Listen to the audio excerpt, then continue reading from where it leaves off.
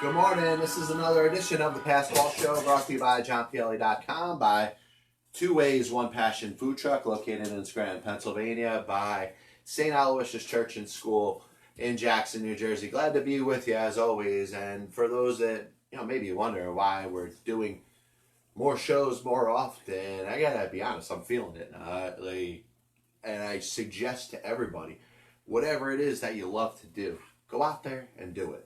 And then when you're done doing it, do it again. Handful of topics we're going to talk about today.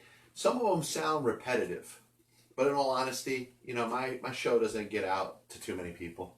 And there are very few unique points that every talk show host is ever going to be able to throw out there. And, if not a lot of people are getting it, my hope is that more people understand what I'm saying each day. And if I could get through to one random person that just doesn't get it, and all of a sudden keeps them more open-minded to getting it a little bit more, then I feel like I accomplished something. We're going to talk about managers in baseball, their role. We're going to talk about the fact that there are so few black managers. In fact, there's about a third of the league that has never hired a black manager. And I think that's powerful. Quarterbacks in the National Football League, do they have more power, or can they have a better opportunity to transform a team than a head coach? I think it's interesting. I'm not 100% sold on that statement, but at least I think it's debatable.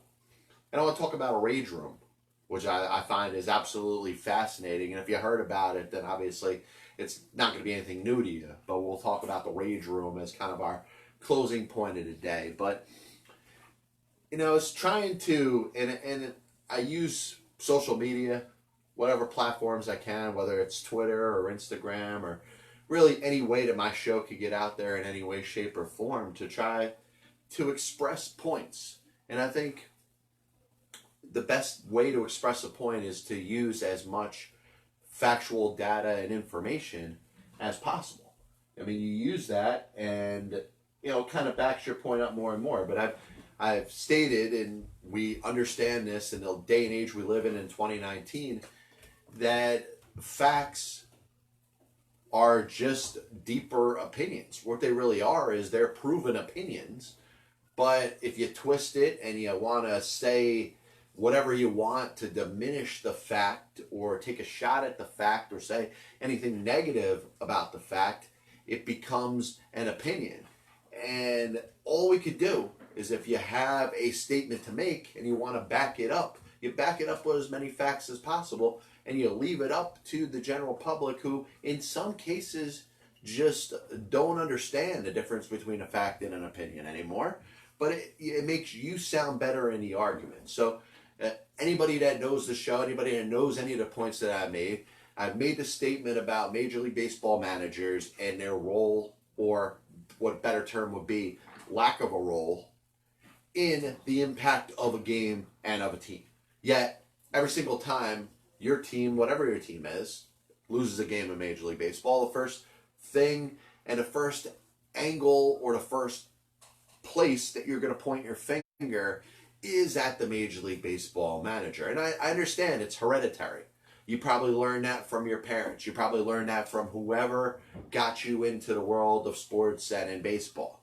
And it's been driven down your neck. Who cares about the players? Who cares about the front office? Who cares about anybody else that has any responsibility on that team? If your team struggles or anything doesn't go right for the team that you root for, in Major League Baseball, you are supposed to blame the manager. And when you do that right now, in the year of 2019, you look like you're out of touch. And you are. There's no other way to say it. So rather than sit here and raise my voice like I have before, get in arguments with people on social media because they don't want to hear it, I'm going to do the best job today that I can do to back up the statement that I have stated for a couple of years now. And that's managers of Major League Baseball. It's basically a useless position. The responsibility that we give to them, they don't really have. The blame that we throw their way is unjust. And at least 50% of all baseball fans do not get that. About 50% of baseball fans are out of touch. About 50% of baseball fans really have no clue what the role of a Major League Baseball manager is in 2019.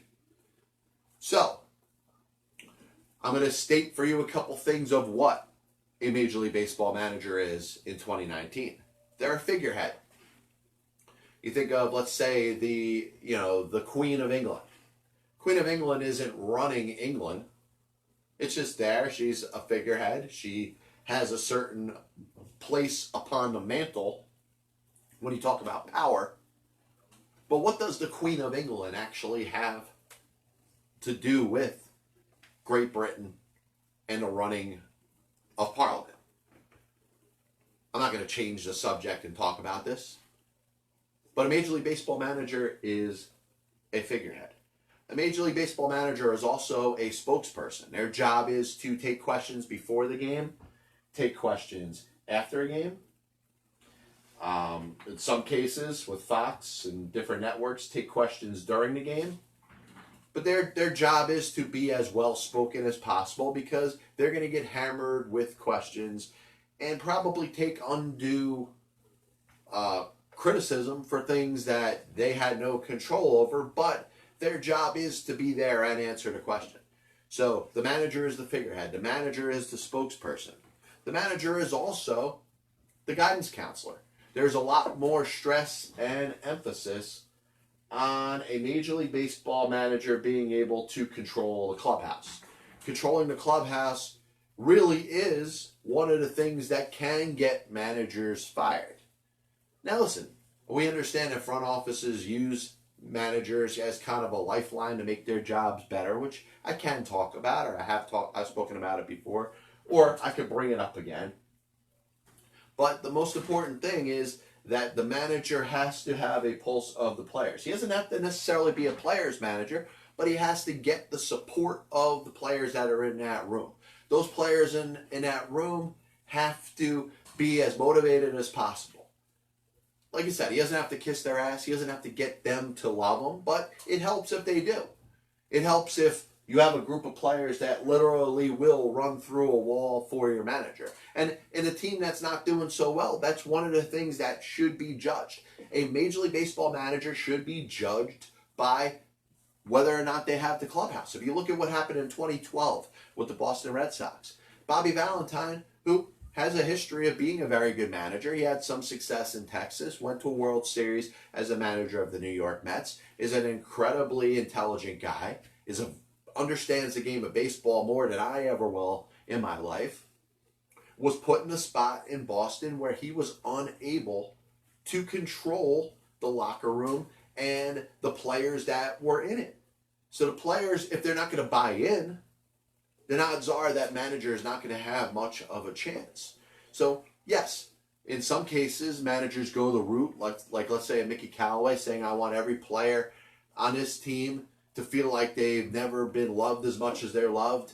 You know, maybe he was going a little over the top, but he understood that was important to his job description and the job that he had as the Major League Baseball manager.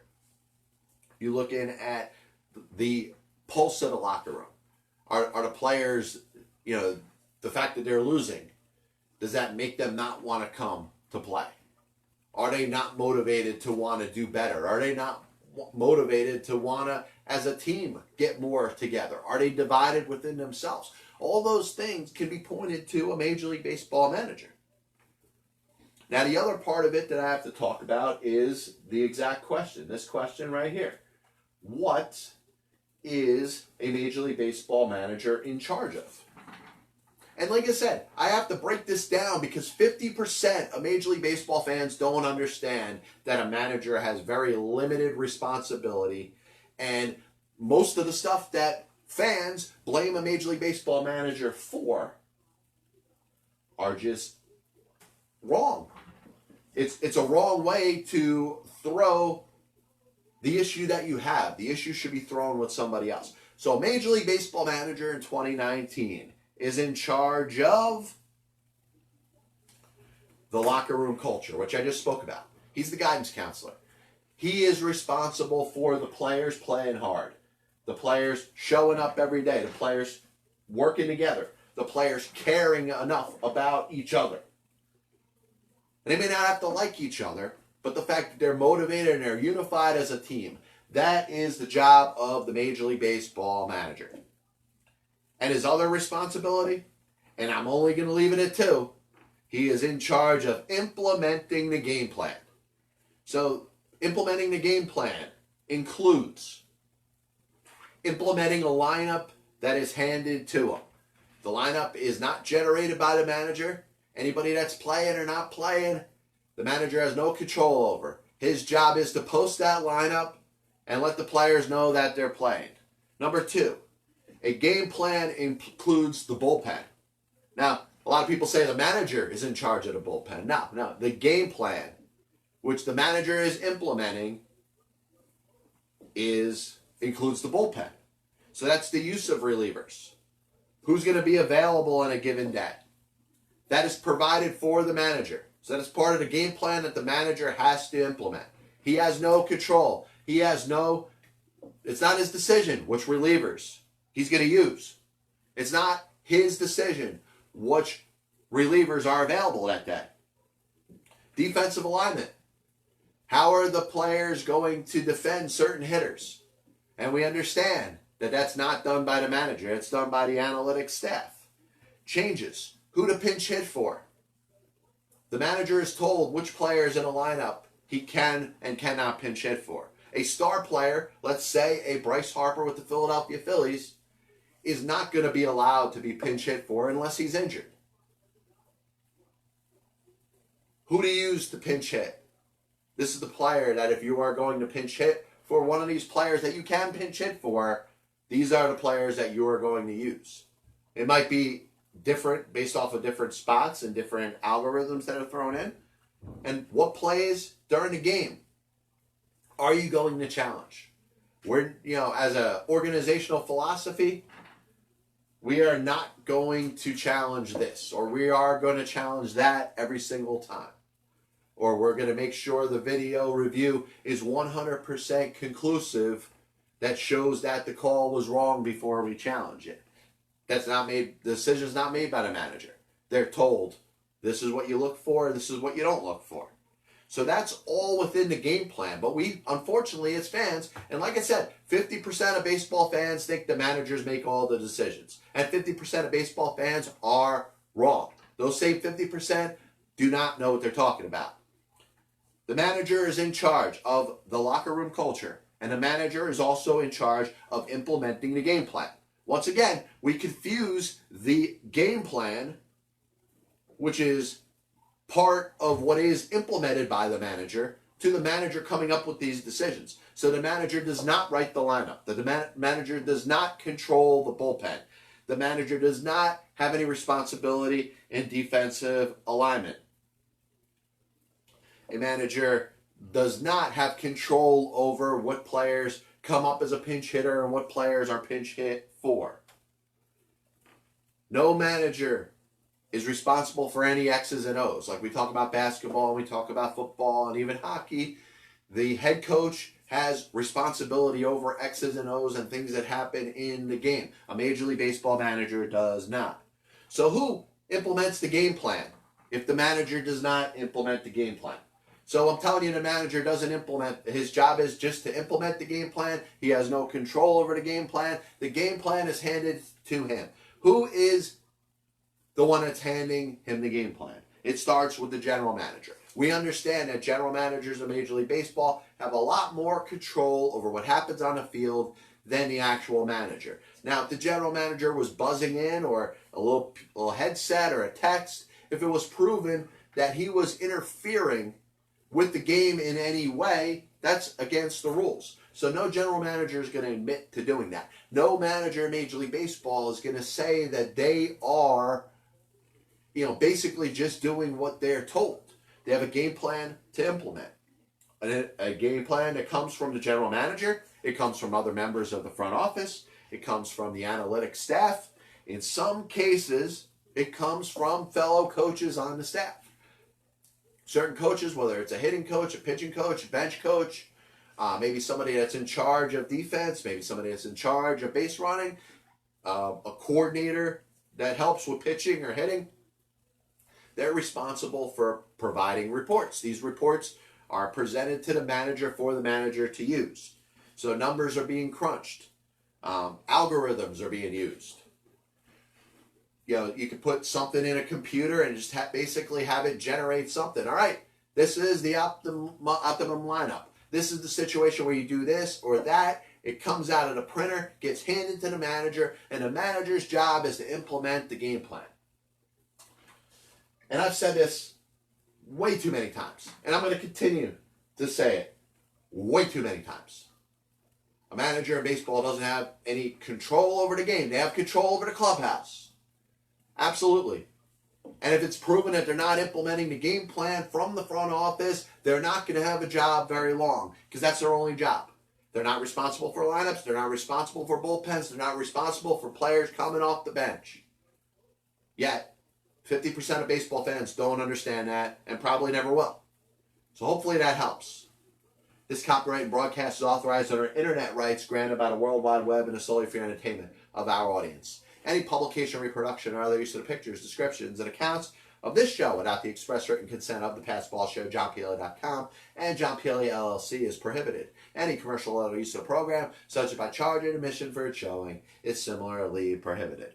So staying on baseball, we spoke last time, a couple days ago, 8 managerial vacancies in the sport. And who are you looking for? Once again, we could all say this together. Somebody that controls the locker room, somebody that implements the game plan. That's what you're looking for in a manager in baseball. So there's 8 openings, hopefully 8 teams that are trying to figure out that game plan implementer, and the locker room, the guy that's going to control the locker room. I've posted a picture of my website, which I have a list, and I'm actually going to throw this up there because I have it up on my screen. You can't see it, but the first black managers in Major League Baseball history by team. And I haven't seen this anywhere, so when I find something that's that fascinating that I can't find to just basically click on, I decided to produce it myself. And I decided to go through each Major League Baseball team and talk about exactly when, excuse me, they hired their first black manager. Obviously started with the Cleveland Indians in 1975 when they hired Frank Robinson to be a player manager. In 1978, Chicago White Sox and Bill Veeck hired Larry Doby. Larry Doby holds the distinction of being the second African-American player, or the first African-American player in the American League, and also the second African-American manager in Major League Baseball history. The first African-American manager in the National League history was also Frank Robinson when he took over the San Francisco Giants in 1981. So I went through about 20 teams and realized that there are 10 teams, I think, 2, 4, 6, 8, 10, 11 teams in Major League Baseball history. And I use the term, when I say 11, I'm using the term a little bit loosely because there's technically 12. And I'm going to talk about the 12th in a little bit. But more than 1/3 of Major League Baseball teams have never had an African-American manager. And if you go back to 1947 and everything that preceded it, with the racism and the discrimination and the hatred and the vitriol that existed in the way that darker-skinned people were treated, baseball and its 16 teams made sure that once Jackie Robinson became the first African-American player to play Major League Baseball since the days of Moses Fleetwood Walker in 1884, that they were going to make sure that they were inclusive as opposed to exclusive. So every team, by the time Pumpsie Green in 1968 with the Boston Red Sox, 1958 with the Boston Red Sox, all 16 teams had an African-American player play for them. Maybe not at that moment, Maybe it wasn't continuous. Maybe they didn't make sure that there was at least one on their team going forward. But every team had broken the color barrier as it existed in Major League Baseball. But when it comes to managers, when it comes to leadership positions, not every team has. And it's amazing that we're in the year of 2019, that you could say 11 and probably 12 teams in Major League Baseball out of the 30 that exist have never had a black manager. Yet you can hear complaints about anything else that you want. This is the one complaint that never goes out there. Nobody makes this into a big enough issue. Nobody puts any pressure or places any pressure on any of these teams that have managerial vacancies and asks them, why are they not hiring a black manager? The Philadelphia Phillies have a managerial vacancy. They have never in the history of their team, since 1883, when they were the Philadelphia Quakers, ever had a black manager. The Los Angeles Angels have been around since 1962. Still a long time. 57 years. They're likely to hire Joe Madden. That's probably why they had a vacancy and they let Brad Ausmus go. But in their 57-year history, have never had a black manager. Now, the San Diego Padres also have a managerial vacancy. Now, they could say technically that they had a black manager. It was only for one game in 2015. After Bud Black was fired, his bench coach was Dave Roberts, who happens to be black. He managed the team for one game. He was the interim manager until Pat Murphy took over and managed that team for the rest of the season. So in the history of the San Diego Padres franchise, which is 50 years old, they have had a black manager for exactly one game. That doesn't count. So you got the Padres, you got the Phillies, you got the Angels, three teams that have managerial vacancies. They can all do the right thing and hire a black manager. Now, it's a lot of pressure to put on somebody. But when you talk about a history that has existed, especially if you're the Philadelphia Phillies, a team, like I said, that's existed since 1883 when they're the Philadelphia Quakers from 1883 to 1889. Since 1890, they've been known as the Phillies, and they have never had a black manager. Now, it's good to hear that they're interviewing Dusty Baker. It's good to hear that the Padres are interviewing Ron Washington, which Dusty, it's up to him at the age of 70. He's managed 4 teams. He's taken them all to the playoffs and actually has a pretty good winning percentage of .532. It's up to Dusty whether or not he wants to manage a 15. Now, you could talk about sometimes whether it was in Cincinnati, whether it was with the Washington Nationals, that he probably shouldn't have lost his job.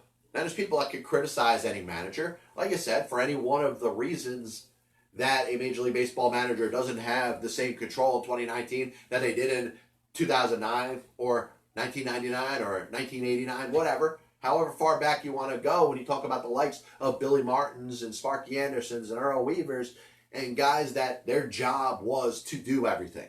Their job was to provide any reports, to control all decisions in the lineup, to make all decisions involving their roster, specifically with their pitching and their bullpen.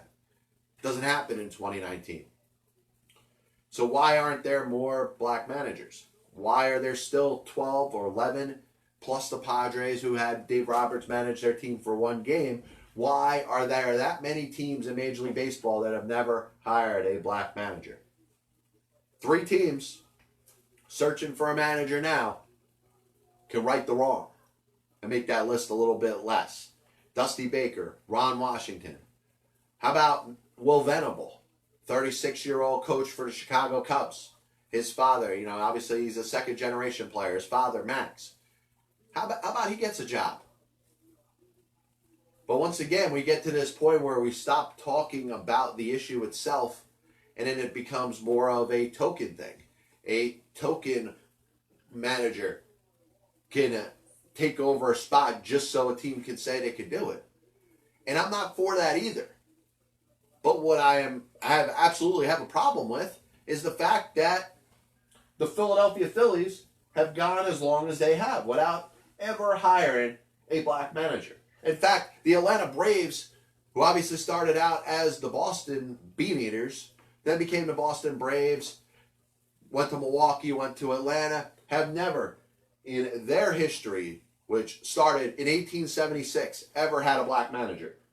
The St. Louis Cardinals started in 1882, have never had a black manager. The Philadelphia Phillies we just talked about. The Boston Red Sox, the New York Yankees, the Detroit Tigers, the Philadelphia Athletics, who moved to Kansas City and are now the Oakland Athletics, and the Minnesota Twins, who were the Washington Senators, have never in their history had a black manager. Is that okay? And where's the calling out to Major League Baseball to make sure this happens? Like I said, I don't want it to be a token thing, teams to do it because they're told. But shame on the Braves, shame on the Cardinals, shame on the Phillies for having heritage from their team that traces back to the 19th century, for crying out loud. And they have never had a black manager. This is the famous Budweiser beer. We know no brand produced by any other brewer that costs so much to brew and age. Our exclusive Beechwood aging produces a taste of smoothness and drinkability you'll find in no beer at any cost. So I was thinking about the impact that a quarterback has on a National Football League team, and I'm not breaking any news when I'm talking about this. I'm not bringing up something that is that ridiculous that maybe nobody ever has heard before. But think of one position on the football field that a team can, really not do without, and that's a quarterback. You can talk about the worst teams in the National Football League this year, last year, and in previous years. And in all honesty, they probably all have something in common. And that something is the fact that they have play that'll leave something to be desired when it comes to their quarterback. It doesn't mean that they have a bad quarterback, or it doesn't mean that they just didn't get the right guy. Maybe they had the quarterback that they want to develop and he just hasn't gotten there yet. But I looked at 3 teams this weekend that won and 3 teams this weekend that either lost or would have lost to every other team in the National Football League. And I thought about things that they have in common. I think of the New York Jets, who came into a game against Dallas, where they're playing at home at MetLife Stadium. The odds of that game, you figure it'll be an easy win for the Dallas Cowboys. The Jets are 0-4.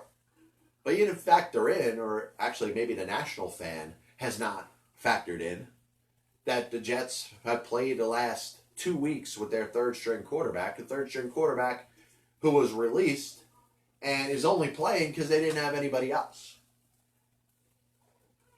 Sam Darnold was their starter. They drafted him out of USC with a number 3 overall pick last year. Trevor Siemian, decent backup, gets hurt right away.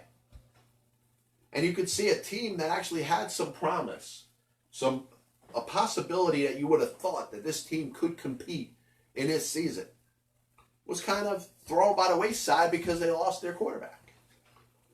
The Arizona Cardinals struggled last year by identifying their quarterback. Had a complete mess there. Steve Wilkes was not the answer as the head coach. He was let go after 1 season. Turmoil in the locker room. Josh Rosen, drafted out of UCLA, couldn't get the job done. They have the number 1 overall pick. They draft Kyler Murray out of Oklahoma. And all of a sudden, this is a competitive football team. This is a team that could go out there and win. Why? Because they got a quarterback. Now, he may not always be the quarterback in the future, but he looks pretty good right now. Carolina Panthers are a very good example about what I'm talking about. Cam Newton, he's been their quarterback for years. One of the things that you think of when you think of the Carolina Panthers is the fact that they have a solid quarterback in Cam Newton. He's taken that team to a Super Bowl. He's done a lot of good things. He is probably one of the top 10 or so quarterbacks in the National Football League. But he goes out with an injury. Kyle Allen comes in. And here's the difference between having somebody that is capable to be able to run your offense when your quarterback's out. The Carolina Panthers have not missed a beat. And they haven't. It's not that they haven't missed a beat because of Cam Newton, because Cam Newton isn't that good. It's because they have somebody that can run their offense, and maybe Kyle Allen is a little bit better than people thought he would be. So Kyle Allen, Kyler Murray, Sam Darnold, those guys being in there are going to give their team a chance to win. And then I look at the other side of it, and I think of the Cincinnati Bengals, who the last several years have had Andy Dalton. Prior to that, they had Carson Palmer. But the bottom line is the Cincinnati Bengals, for a series of years, just haven't been able to get out of their own way. Now, their roster is a little bit deteriorated. They got a rookie head coach in there. They're rebuilding for the future. So they're looking at a lot of younger players. Unfortunately, Andy Dalton's a little bit older. He's never quite gotten over the hump, despite taking a team to the playoffs a couple years. But you realize that the Cincinnati Bengals, even though Andy Dalton is their quarterback week in and week out, they are struggling at the quarterback position. One of the reasons that they don't have a win in this season up to this point is because of the play of their quarterback. We know about Miami. They're basically tanking this season so they can get Tua Tagovailoa from the University of Alabama to be their quarterback of the future. They want to suck so bad. They want to lose every game so they can get that quarterback of the future, which means a lot when you got Ryan Fitzpatrick, who is basically your journeyman quarterback, the guy who may play for every team in the National Football League before it's all said and done, and Josh Rosen, who had so much hype, so much positivity coming out of him when he was drafted last year by the Arizona Cardinals, that the Miami Dolphins can't wait to move on, can't wait to lose every game this year, can't wait to guarantee that they are going to get the number 1 overall pick in the draft so they can take their quarterback of the future. The Washington Redskins may have that answer. Dwayne Haskins is sitting on the bench. They won a game yesterday with Case Keenum. Colt McCoy is still there. Alex Smith may or may not ever play again. But the bottom line is the Washington Redskins are going to lean very heavily on Dwayne Haskins. At some point, he's going to get a chance to play. Now, he may not be ready now. Jay Gruden, who's no longer there as the head coach, may be right. You give a coaching staff led by the head coach the ability to judge the talent that he has there. And I would trust the head coach to make a decision over whether a young quarterback is ready or not ready. Now, Dwayne Haskins played a little bit against the Giants. He didn't look like he was ready. So the fact that he is not playing right now may make you believe, or us believe, that he really isn't ready right now. So what do the Washington Redskins do? Are they looking to get a quarterback next year? Can they develop the one that they have? But the bottom line is when you have a quarterback that can play in the National Football League, odds are you're going to be competitive week in and week out. Now, it's not going to guarantee you're going to be the best team in the league, but I bet you if you have a quarterback to play that can play, you have an opportunity to win week after week. Just a reminder that Castrol provides maximum protection against viscosity and thermal breakdown. Castrol, engineered for today's smaller cars. So last thing I wanted to talk about is something that I found absolutely fascinating. And Garrick, G-A-R-I-K, on Periscope throws out, says, hello. Well, hello.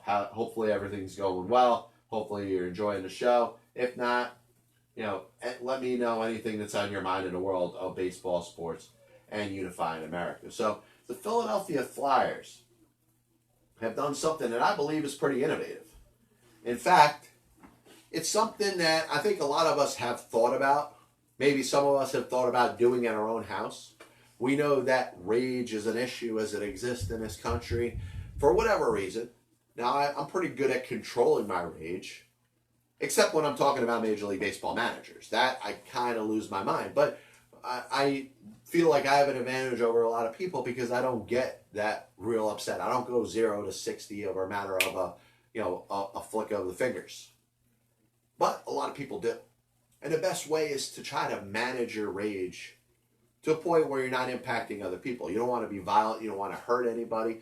You don't want to create a disruptive environment. There's a lot of people that have nothing to do with the reason why you're upset, So you shouldn't impact them in a negative way, even if we're not talking about violence. But we understand the role of rage as it exists in a world of sports.